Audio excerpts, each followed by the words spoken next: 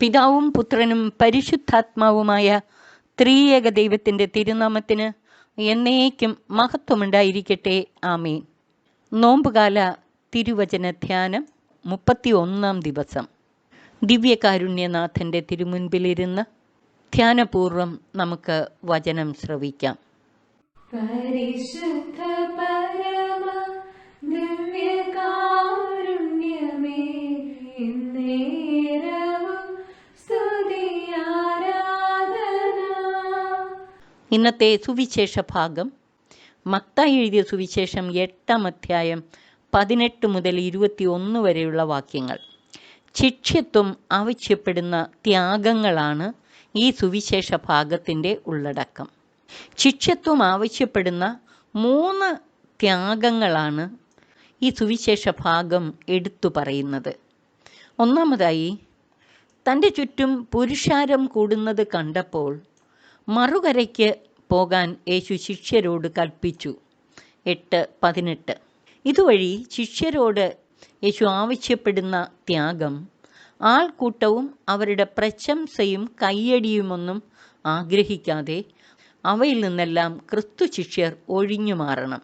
ക്രിസ്തു ശിഷ്യരിൽ നിന്ന് യേശു ആവശ്യപ്പെടുന്ന രണ്ടാമത്തെ ത്യാഗം എല്ലാ സുരക്ഷിതത്വവും ഉപേക്ഷിച്ച് ഒന്നും പ്രതീക്ഷിക്കാതെ യേശുവിനെ അനുഗമിക്കണം. ഗുരു, നീ പോകുന്നിടത്തെല്ലാം ഞാൻ നിന്നെ അനുഗമിക്കുമെന്ന് പറഞ്ഞ നിയമജ്ഞനോട് കുറുനരികൾക്ക് മാളങ്ങളും ആകാശപ്പറവകൾക്ക് കൂടുകളുമുണ്ട്, എന്നാൽ മനുഷ്യപുത്രന് തല ചായ്ക്കാൻ ഇടമില്ല എന്ന് യേശു പറഞ്ഞതിൽ നിന്ന് നാം മനസ്സിലാക്കേണ്ടത് ഇതാണ്. അതായത്, യേശുവിനെ അനുഗമിക്കുന്നവർ ഒരു സുരക്ഷിതത്വവും പ്രതീക്ഷിക്കാതെ എല്ലാം ഉപേക്ഷിച്ച് ഇറങ്ങിത്തിരിക്കണം. ശിഷ്യത്വത്തിൻ്റെ പാതയിൽ നേരിടാനിരിക്കുന്ന അനിശ്ചിതത്വങ്ങളെല്ലാം സ്വീകരിക്കാൻ തയ്യാറാകണം. തല ചായ്ക്കാൻ ഇടം പോലും കിട്ടിയെന്ന് വരില്ല. മൂന്നാമതായി, കർത്താവേ, പോയി എൻ്റെ പിതാവിനെ സംസ്കരിച്ചിട്ട് വരാൻ എന്നെ അനുവദിക്കണമേ എന്ന് പറഞ്ഞ ശിഷ്യനോട് യേശു പറഞ്ഞു, നീ എന്നെ അനുഗമിക്കുക, മരിച്ചവർ തങ്ങളുടെ മരിച്ചവരെ സംസ്കരിക്കട്ടെ.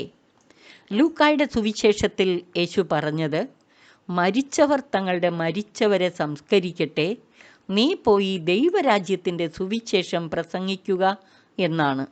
ലൂക്ക 9:60. യേശു ഈ പറഞ്ഞതിൻ്റെ അർത്ഥം എന്താണ്?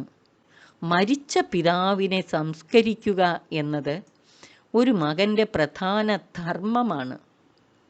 യേശുവിനെ അനുഗമിക്കുന്നതിനെ പ്രതി അഥവാ ദൈവരാജ്യത്തിൻ്റെ സുവിശേഷ ശുശ്രൂഷയെ പ്രതി മരിച്ച പിതാവിനെ സംസ്കരിക്കാനുള്ള ഉത്തരവാദിത്വം പോലും ഉപേക്ഷിക്കാൻ തയ്യാറാകണം. മരിച്ചവർ തങ്ങളുടെ മരിച്ചവരെ സംസ്കരിക്കട്ടെ എന്ന് യേശു പറഞ്ഞതിൻ്റെ അർത്ഥം ലോകത്തിലുള്ളവർ തങ്ങളുടെ മരിച്ചവരെ സംസ്കരിക്കട്ടെ എന്നാണ്. ദൈവരാജ്യത്തിൻ്റെ സുവിശേഷ ശുശ്രൂഷ എത്ര ഗൗരവമുള്ള കാര്യമാണെന്ന് ഈ സുവിശേഷ ഭാഗം വ്യക്തമാക്കുന്നു. ക്രിസ്തു ശിഷ്യത്വത്തിൻ്റെ പാതയിൽ യേശുവിനെ അനുഗമിക്കാനായി ഇറങ്ങിത്തിരിച്ചിട്ടുള്ളവർ ഇത് തീർച്ചയായും അറിഞ്ഞിരിക്കണം. തങ്ങളുടെ ഉത്തരവാദിത്വം എത്ര വലുതാണെന്ന്. മറ്റെന്തിനേക്കാളും ഉപരിയായി ദൈവരാജ്യത്തിൻ്റെ സുവിശേഷ ശുശ്രൂഷ സർവപ്രധാനമായി ക്രിസ്തു ശിഷ്യർ പരിഗണിക്കണം എന്നർത്ഥം. ഇന്നത്തെ ലേഖന ഭാഗം 1 തിമോത്തി 6:3 മുതൽ 10 വരെയുള്ള വാക്യങ്ങൾ. 2 പ്രധാനപ്പെട്ട കാര്യങ്ങളാണ് ഈ ലേഖന ഭാഗത്ത് പറയുന്നത്. ഒന്ന്, നമ്മുടെ കർത്താവായ യേശുക്രിസ്തുവിൻ്റെ യഥാർത്ഥ വചനങ്ങളോടും ദൈവഭക്തിക്ക് ചേർന്ന പ്രബോധനങ്ങളോടും ശ്ലീഹന്മാരുടെ പ്രബോധനങ്ങളും അംഗീകരിക്കാതിരിക്കുകയോ അവയോട് യോജിക്കാതിരിക്കുകയോ ചെയ്യുന്നവൻ അഹങ്കാരിയും അജ്ഞനുമാണ്. ഈ അജ്ഞതയും അഹങ്കാരവും നിരവധി പ്രശ്നങ്ങൾക്ക് കാരണമാകും. 2, ധനമോഹം ഉള്ളതുകൊണ്ട് തൃപ്തിപ്പെടുന്നവന് ദൈവഭക്തി വലിയൊരു നേട്ടമാണ്. കാരണം നാം ഈ ലോകത്തിലേക്ക് ഒന്നും കൊണ്ടുവന്നില്ല, ഇവിടെ നിന്ന് ഒന്നും കൊണ്ടുപോകാനും നമുക്ക് സാധിക്കുകയില്ല.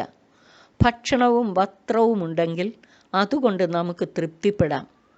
ധനവാന്മാരാകണമെന്ന് ആഗ്രഹിക്കുന്നവർ പ്രലോഭനത്തിലും കെണിയിലും മനുഷ്യനെ അധപ്പതനത്തിലേക്കും നാശത്തിലേക്കും തള്ളിയിടുന്ന നിരവധി വ്യാമോഹങ്ങളിലും നിപതിക്കുന്നു. എന്തെന്നാൽ ധനമോഹമാണ് എല്ലാ തിന്മകളുടെയും അടിസ്ഥാന കാരണം. ധനമോഹത്തിലൂടെ പലരും വിശ്വാസത്തിൽ നിന്ന് വ്യതിചലിച്ചു പോകാനും ഒട്ടേറെ വ്യഥകളാൽ തങ്ങളെ തന്നെ മുറിപ്പെടുത്താനും ഇടയുണ്ട്. ദിവ്യകാരുണ്യനാഥൻ്റെ തിരുമുൻപിൽ ഇരുന്ന് ഇന്നത്തെ സുവിശേഷ ഭാഗവും ഈ ലേഖന ഭാഗവും നൽകുന്ന സന്ദേശങ്ങൾ ഹൃദയത്തിൽ സംഗ്രഹിച്ച് ധ്യാനിച്ചുകൊണ്ട് നമുക്ക് ശിഷ്യത്വത്തിൻ്റെ പാതയിൽ മുന്നേറാനുള്ള കൃപ ദിവ്യകാരുണ്യനാഥനിൽ നിന്ന് സ്വീകരിക്കാം. അവിടുത്തെ തൃപ്പാദത്തിലിരുന്ന് ശിഷ്യത്വത്തെ പ്രതി, ദൈവരാജ്യത്തിൻ്റെ ശുശ്രൂഷയെ പ്രതി എന്ത് ത്യാഗവും ഏറ്റെടുക്കാൻ നമുക്ക് തയ്യാറാകാം. അതുപോലെ തന്നെ കർത്താവിൻ്റെ ദിവ്യ പ്രബോധനങ്ങൾ അനുസരിച്ച് അപ്പോസ്തലന്മാരുടെ പ്രബോധനവും സ്വീകരിച്ച് യഥാർത്ഥ ജ്ഞാനത്തിലേക്ക് കടന്നുവരാം. അജ്ഞതയും അഹങ്കാരവും വെടിഞ്ഞ് ധനമോഹവും എല്ലാവിധ നേട്ടങ്ങളും വെടിഞ്ഞ് യഥാർത്ഥ ശിഷ്യത്വത്തിൻ്റെ പാതയിൽ മുന്നേറാം. ഉത്തമ ക്രിസ്തുശിഷ്യരായി ദൈവരാജ്യത്തിൻ്റെ ശുശ്രൂഷയിൽ മുഴുകാം. നമുക്ക് സർവശക്തൻ നമ്മെ അതിനായി അനുഗ്രഹിച്ച് ആശീർവദിക്കട്ടെ. പിതാവിനും പുത്രനും പരിശുദ്ധാത്മാവിനും സ്തുതി, ആദിമുതൽ എന്നേക്കും. ആമേൻ. പരിശുദ്ധ പരമ ദിവ്യകാരുണ്യമേ, എന്നേരവും സ്തുതി ആരാധന. പരിശുദ്ധ പരമ ദിവ്യ